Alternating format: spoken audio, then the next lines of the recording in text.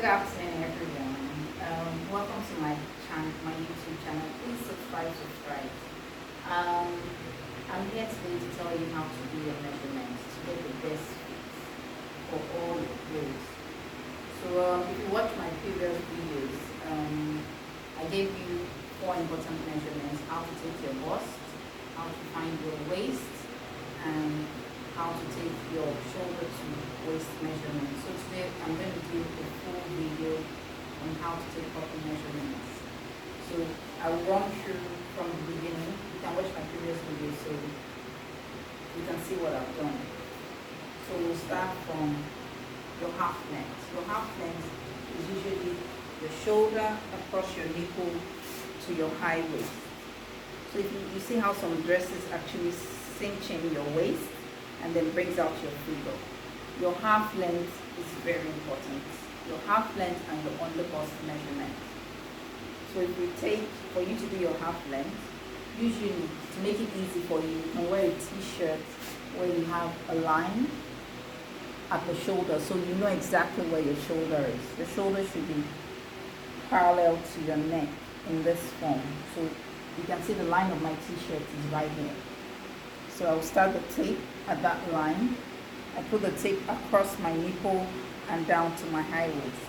And you can tell your waist, your high waist, you can see this is where my waist goes in. So that's my high waist. Usually for someone like me, if you're not too tall, you can actually guess. I would use 15.5. But if I was a bit taller, I probably would use 16. So this is my center front, known as your half length as well. So my half length now, as you can see, is 15.5. Usually my underbust should be about 2 inches above my high waist. So let's see if that works. So this is my underbust. So yes, my underbust is at 13.5. So you can see you start from this, you go across your nipple, and then to where your bra wire is. So you want to check your bra wire. So now my half length is 15.5. My underbust length is 13.5. So you can see this is my underbust length. So that's my waist. So now we know our half length, we know our underbust from shoulder to underbust. So now we can start our measurements. So to take your bust measurement, you need to go across your nipple. You make sure the tape is across your nipple, and you have 1 inch. Your one finger should be able to go in between it, so you're not pressing your bust. So you don't want to do this. If you do this, you're going to press your bust. You want a nice round pop, like you can see the way my t-shirt is. So what we're trying to do is make sure you have a nice round pop when you make your blouse or your dresses. So you take the tape, you put it across your nipple this way, and then you make sure it's able to go freely this way. Or another way to test is, you see how I have my fingers going through. You want your fingers to be able to go through, and it should be able to go up and down. So my bust measurement is 36. So we can put that down. So the next important measurement is my underbust measurement.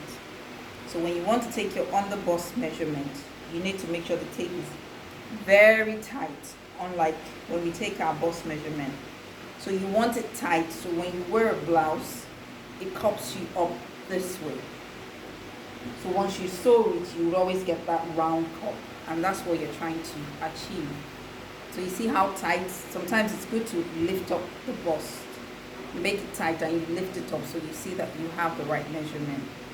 So for me now, my bust is 36. My underbust measurement is 29.5. So you can see that. And you see it cups me at 29.5. So we can put that down. So the next important measurement would be your waist measurement. So remember, when you want to take your waist measurement, you go to your shoulder, across your nipple to your half length. Some people know it's a center front. So you see that my center front is right here, where my waist goes in. Make sure, see, sometimes you play with you. So you have to hold it firmly. Make sure it follows the contour of your body and down to my waist, to my half length. And if you want to be sure, you can hold the tape here. Put your hand here and make sure that they're on the same line. So you can hold the tape at this line and then go round. So for your waist measurement, for someone like me, I like my dress to cinch me at the waist. So for you to do that, you need this measurement to be tight. So you might be uncomfortable, but some people like that waist look. So you see, if it's tight here, so my bust will come out, my waist will go in here, and then it comes out at the hips. Or it might be a bit comfortable. So if you want some room, you can release it a little bit, not too much, so you still have a shape at the waist, and then make sure your finger is able to go through the tape measurement. So that's for my waist. And then, well, if you might have some customers that maybe they have a big tummy. Most tailors have challenges with that. So if you have a customer that maybe she's pregnant or she has a bulge at her lower tummy, so what you want to do is you have to be very careful with the high neck. Most times those people, you might not be able to see the waist. Their waist might not go in here. So what you want to check is you need to do your calculation. How busty is the person? If she's busty, how tall is she? So most times when you're about 5'8" or 5'6", and you're busty, your half length will range between 16.5 and 17.5. So what you want to do is you take your shoulder. So let's say I had a big tummy, my tummy was bulging out this way. So what I want to do is I'm going to look for where my tummy begins to bulge out. So usually, like if you see, if I stick my tummy out, this is my half length, and my tummy begins to bulge out right here. But for someone with a really big stomach, you might like, my tummy begins to bulge out at 15.5. But if I had a big tummy like this, I might want to go slightly half an inch below, so you don't squeeze the person. So when she sits down, she's not uncomfortable. And then you can go ahead and take your high waist measurement then. Usually, it's good to take your high waist measurement for people that have a big tummy right here, so that you don't divide their tummy. And when you wear your dress, you don't begin to see folds on the side. So where you put your half length measurements is usually important. So even though the person is big and she has a big tummy, you're still able to give her some kind of figure and make her feel good with herself. So the next important measurement now will be your hip measurement. So when you want to take your hip measurement, it's important that you measure the widest part of your hips. So to measure the widest part of your hips, so you want to make sure that the tape is at the center of your bum, so this way. And then it's important that the tape is able to go up and down freely without any constraint. You should be able to put your hand through this way round, and it's not uncomfortable. And then you're able to go up and down. So for me to be comfortable now, my hip measurement will be 41. So you see at 41, it's not uncomfortable for me. And that way I'm able to give a nice figure. So that would be my height. But if I had a big tummy, like it's almost coming to my hips, so I want to be careful. I will put my hip measurement here and take my tape up and down up to where my tummy bulges out here. So I'm making room for that tummy. Or if you're pregnant, or the customer is pregnant too, you might want to make room for that tummy. So you want to make sure the hip measurement is able to go up and down at this point.